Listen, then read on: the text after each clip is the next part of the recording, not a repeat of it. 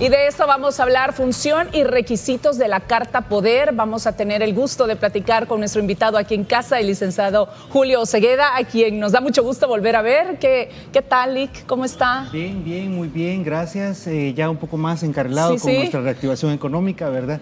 Y por supuesto contento de poder compartir con ustedes. Y vamos a compartir también con otro invitado. Él es el licenciado Ovidio Nolasco, abogado y notario salvadoreño. Él reside en los Estados Unidos. Qué gusto, licenciado, bienvenido a De Mujer a Mujer, porque también aquí vale la pena hablar de todos estos trámites que hermanos salvadoreños viviendo en los Estados Unidos tienen que mandar documentos, saber a quién confiarle y todo el trámite que se debe hacer desde allá hasta acá. Bienvenido y buenos días. Buenos días. Claro que sí, Verónica y Alejandra y al colega ahí, Julio Osegueda. Un gusto, tremendo honor este día. Igualmente. Es histórico para mí, digamos, con estas chicas tan famosas, ¿verdad? Y qué más que aquí compartir algunos del quehacer que como abogado y notario salvadoreño radicado aquí en Washington, nosotros estamos ayudando a la comunidad. Okay. Muchísimas gracias, licenciado, el favor que nos hace. Vamos a empezar también a aclarar qué es una carta de poder para aquellos televidentes que todavía no tienen muy claro el término y también para qué se utiliza. Bueno, la Carta de Poder es un documento que emite una persona para encargarle un negocio o una tarea a otra persona. Normalmente esto es precisamente porque las personas están fuera del país o tienen una enfermedad o tienen algún impedimento para poder realizar directamente este encargo. Entonces, justo ahí es donde los abogados intervenimos para poder emitir esa Carta Poder, para emitir ese poder o para realizar la tarea también que se encomienda. No es cualquier carta, tiene que ser redactada, cumplir con una serie de requisitos. Los requisitos básicos de una Carta Poder, para enumerarlos, ¿cuáles serían? Bueno, directamente cada tipo de negocio va a tener diferentes requisitos. Por ejemplo, en el caso de una compraventa de un inmueble, dentro de la Carta Poder hay que colocar los datos del inmueble que se va a vender. Pero de manera general tienen que ir los datos generales de la persona que está otorgando el poder y los datos de la persona que va a recibir la encomienda, ¿verdad? Y además, normalmente este poder tiene que ser otorgado ante un notario salvadoreño para que eso pueda tener efectos en El Salvador. Esta pregunta va para el licenciado Nolasco. Si hablamos de una carta de poder y yo se lo quiero dar a una persona, tiene que ser obviamente una persona de confianza. Ya hablamos un poco de los requisitos. ¿Cuál es el trámite para hacer esta carta de poder y podérsela, valga la redundancia, dar a esta persona? Sí, gracias, Alejandra. Tal vez solo así un pequeño guión como de ilustración. Por ejemplo, cuando aquí estamos en los Estados Unidos, aquí donde nuestra comunidad, más que todo lo define como carta poder, pero en realidad en nuestro país son poderes generales judiciales, poderes administrativos, poderes especiales, y así una serie de nombres que reciben los poderes dependiendo para qué sea. Por ejemplo, en Guatemala ya le llaman mandatos, solo para efecto de ilustración. Ahora, nosotros que estamos cartulando aquí en los Estados Unidos, y vaya, pues la carrera que yo escogí, que me tengo que escribir 500 páginas en menos de un año, digamos, haciendo poderes para El Salvador, entonces es mi función como abogado y notario, ¿verdad? Emitir ese tipo de documentos. Principalmente los requisitos para un poder para que surte efectos en El Salvador. A mí, quiero aclarar que lo que me habilita es el artículo 3 de la ley de notariado, que dice que el notario puede ejercer su función notarial dentro del país o en el extranjero, siempre y cuando sean instrumentos para surtir efectos en El Salvador, y esa es la herramienta que a nosotros como abogados y notarios salvadoreños radicados aquí en los Estados Unidos nos sirve para poder apoyar a nuestra comunidad, porque en verdad que la demanda es muy fuerte. Esta comunidad necesita de mucha asesoría jurídica por la cantidad de negocios jurídicos como bienes raíces en El Salvador, bancos. Nuestra comunidad necesita mucho ese apoyo, y qué bien que estamos, en mi caso pues formo parte del equipo de abogados y notarios salvadoreños, que estamos asentando los negocios jurídicos que nuestra comunidad está haciendo.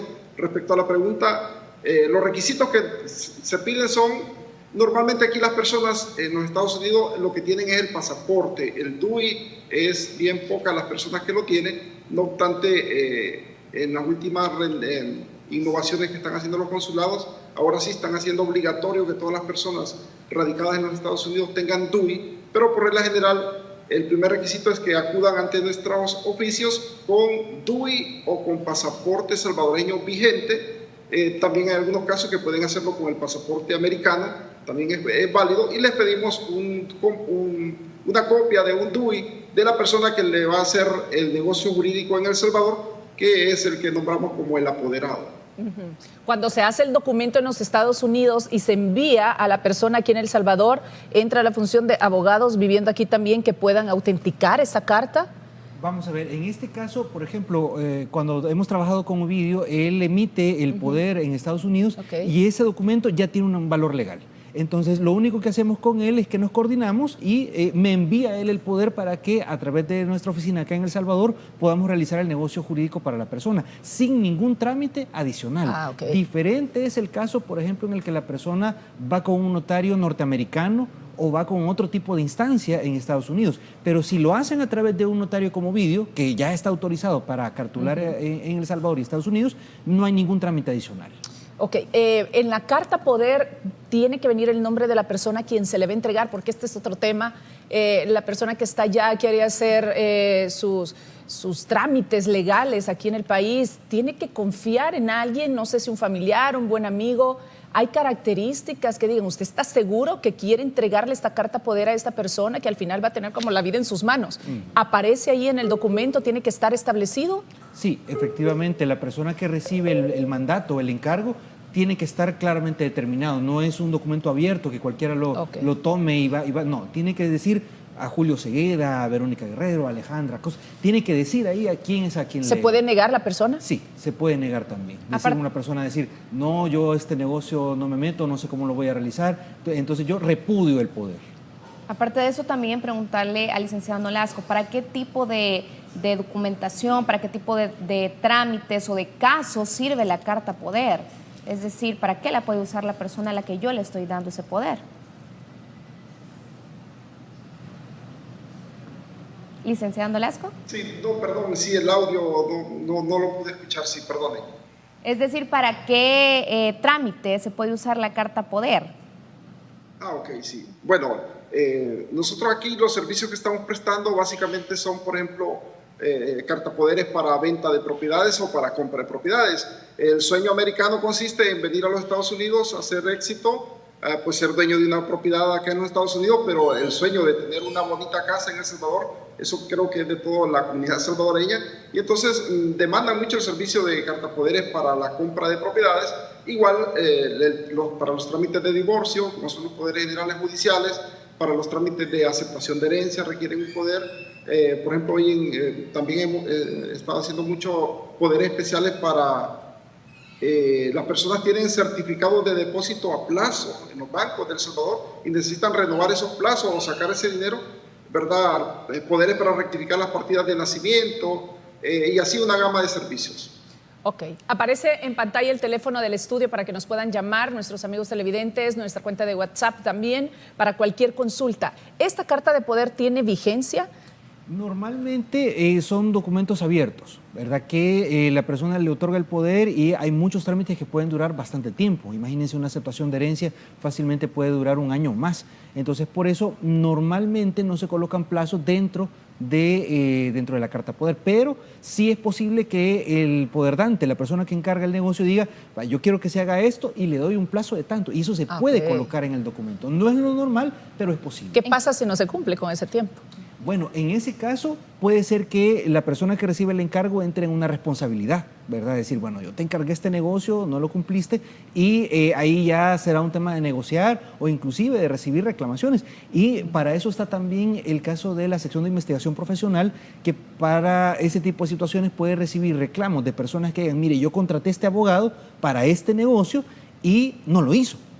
Y eso puede generarle una responsabilidad grave al abogado que incurre en ese incumplimiento. ¿En qué momento entra en vigor la carta de poder? Desde el momento en el que se emite el poder, hay una presunción de que quien recibe el encargo lo ha aceptado, ¿verdad? Entonces, desde ese momento ya tiene un valor legal, ¿verdad? Luego, puede ser que la persona lo acepte formalmente o no, pero el solo hecho de que la persona realice los actos para los cuales ha sido encomendado, ya eso le genera una vigencia del documento. Mientras la persona que ha sido encomendada para tener esta carta de poder no firma, no es responsable de nada, y todavía, como decíamos, puede decir, no quiero hacerme cargo, a mí no se me preguntó, entonces no quiero este documento. ¿Qué pasa si recibe el documento y a la hora de las horas no es una persona de fiar? Cualquier cosa puede pasar, hasta en las mejores familias. Sí. Y resulta que, teniendo esa carta de poder, como la palabra lo dice, ¿verdad? Podría ser cualquier cosa con Sí, eso. actúa de manera fraudulenta. Exactamente. Sí, hay muchísimos delitos que están vinculados con un ejercicio indebido del apoderamiento. Hay administración fraudulenta, hay estafas, hay toda una familia de ilícitos que pueden invocarse en el caso de que una persona utilice de una manera inadecuada un poder, ¿verdad? Esto implica que va a haber persecuciones, a veces civiles, a veces penales, a veces administrativas, de las personas que lo ocupen de manera indebida. Aquí también, licenciado Nolasco, sale a relucir el término de poder notarial permanente. ¿A qué se refiere este término? Sí, bueno, todo está limitado y además de lo que explicaba ayer el colega Julio Cegueda, digo algo que se mira aquí también, no estoy muy metido ahí en la práctica ya, pero también la revocación de poderes. Hay personas que de aquí han hecho llegar un poder para un pariente, a ese pariente o le han perdido la confianza, ¿verdad? O ha pasado algo y entonces viene y me dice, mire, ¿cómo hago? Mandé un poder, pero ya no quiero que tenga vigencia, entonces hay que hacer una revocación de poder y le mandamos una notificación a ese apoderado para que de alguna manera eso quede revocado y ya no tenga más vigencia, digamos. Entonces, por ejemplo, hay poderes, bueno, no poderes, pero hacemos algunos documentos que son como delegar el cuidado personal. La madre soltera se ha venido para los Estados Unidos, sus niños han quedado allá y quiere que su mamá, por ejemplo, tenga un pequeño documento de respaldo, ¿verdad? Que a veces es una declaración jurada y que dice, bueno, se lo cedo de manera indefinida para que ella cuide de mis hijos, los eduque, los críe, les dé buena educación, recreación, su salud. Entonces, son como bien permanentes. Sí tengo que aclarar que, por ejemplo, cuando hablamos de instrumentos notariales, como son las autorizaciones para trámites de pasaporte, eso ya la ley establece que solo tiene un año de vigencia.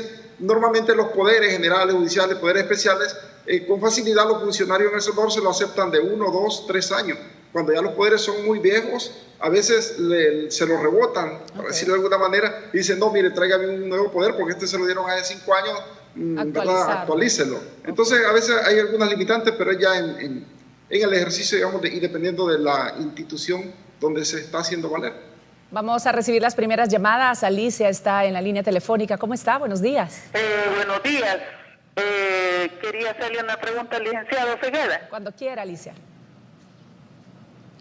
Adelante. Fíjese de que yo quisiera saber qué se pudiera hacer en el caso de que una tía, y no una, dos, murieron hoy en la pandemia. Ellas tenían unos terrenos en San Miguel. El detalle es de que ellas tenían problemas de terrenos proindivisos y entonces ellas no pudieron arreglar entre hermanas.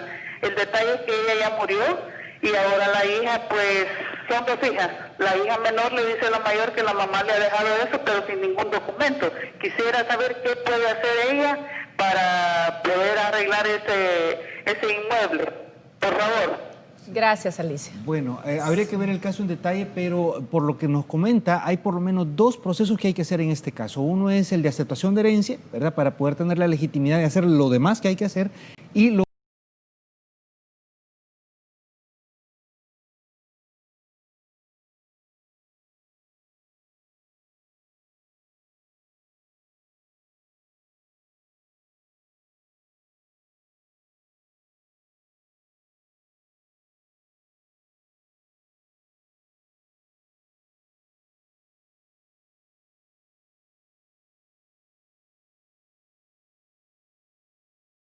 otro es probablemente un deslinde necesario, ¿verdad? Porque si me dice que es un terreno que ambas eran propietarias de ese inmueble y ella quiere ser propietaria de la parte que le corresponde, hay que dividirlo, ¿verdad? Entonces, ese deslinde puede ser voluntario, si las personas se ponen de acuerdo y dicen, no, mi terreno llega hasta aquí y el tuyo para allá, bien, ¿verdad? Es lo más fácil. Ajá. Pero si no se logran poner de acuerdo, por vía judicial tendrá que hacerse el deslinde necesario, ¿verdad? En donde el juez es el que asigna hasta dónde llega el derecho de cada quien. Ok, vamos a leer una consulta en WhatsApp. Dice, si el papá de mi hijo menor de edad no está en El Salvador, ¿puede darme una carta poder para mi hijo? ¿Puede salir conmigo fuera del país? Bueno, en este caso, Ovidio lo puede responder mucho mejor que yo, ¿verdad? Pero de entrada vamos a ver que no es un poder, sino que es una autorización para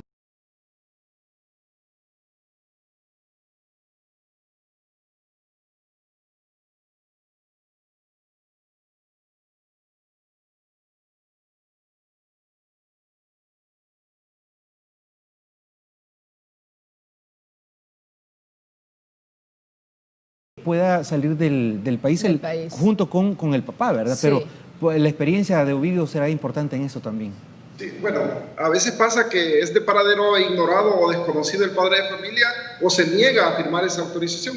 Para eso tienen que abocarse a la Procuraduría General de la República, ¿verdad? Invocar ese derecho que está siendo violentado del menor, y la Procuraduría, si comprueba que en efecto el padre de este menor ya no vive en El Salvador, ¿verdad? O es de paradero ignorado o se está negando, el procurador puede perfectamente dar una autorización para que ese niño pueda salir del país con su mamá, por ejemplo, ¿verdad? Sin ningún problema, porque ya ha seguido la diligencia ante la Procuraduría General de la República.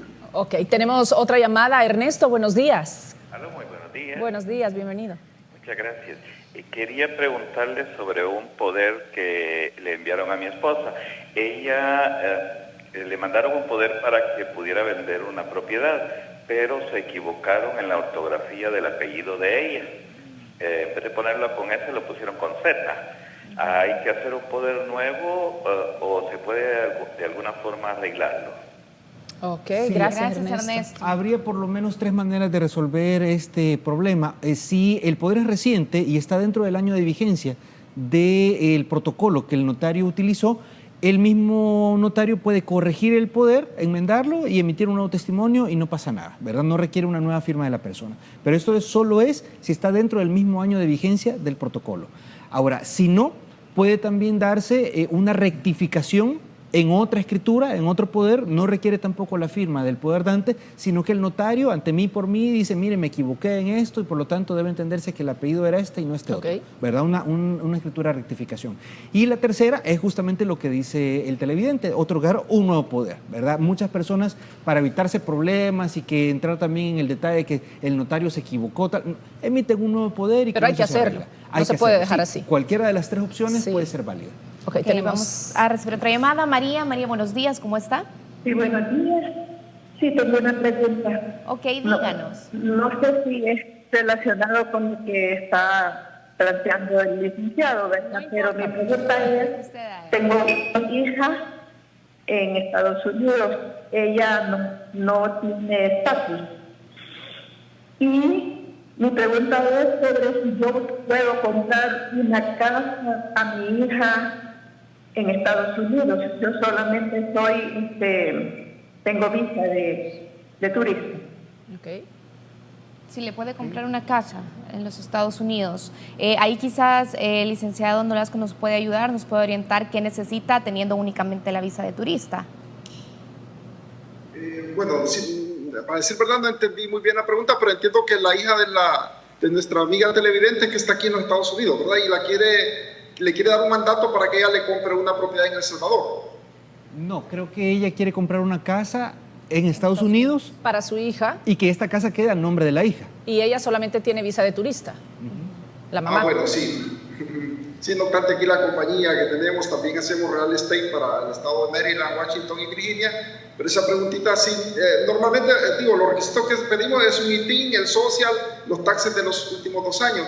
Si ella no declara taxes en los Estados Unidos, no quiero decir un no definitivo, pero creería que es como la base principal para poder que un extranjero pueda comprar una propiedad, digamos, en los Estados Unidos. Los requisitos normales son eso, ¿verdad? Las declaraciones de taxes, si ella no los tiene, porque obviamente no vive acá, habría que ver. Podríamos tomarle el número y averiguarle, porque pues aquí tenemos el equipo de Real Estate y le devolvemos una llamadita.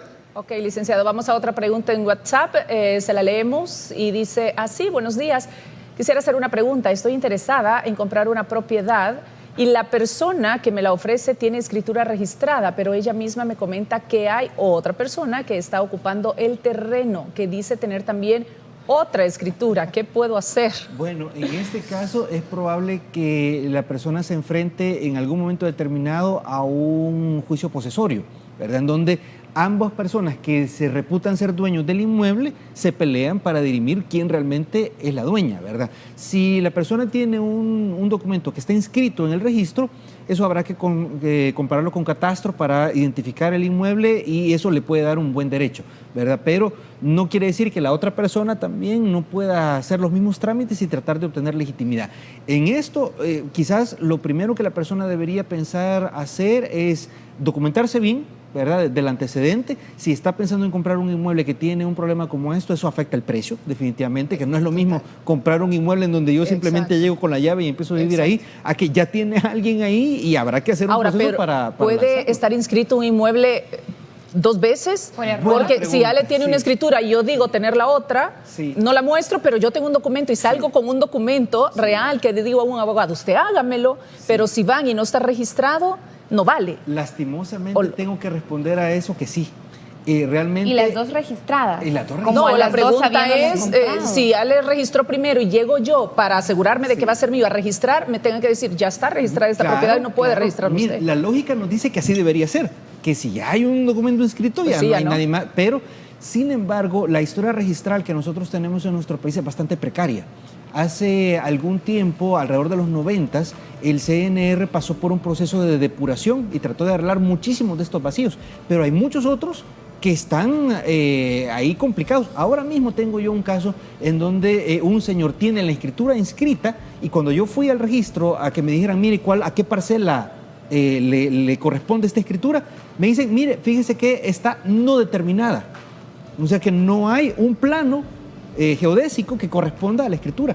Entonces, definitivamente que hay mucho trabajo todavía por parte del CNR para corregir este tipo de situaciones. Ok, bueno, son temas totalmente interesantes. Siempre se le invita a la población a que consulte, a que se vaya donde un buen abogado, ya sea aquí o allá en los Estados Unidos. Queremos agradecer que haya estado con nosotros, licenciado Ovidio Nolasco, que no sea la primera ni la última. Claro que sí, Verónica y Alejandra y al colega Julio Cegueda. Ha sido un gusto, ¿verdad? Qué bueno que hemos compartido algunas preguntas. De todas maneras, ¿verdad?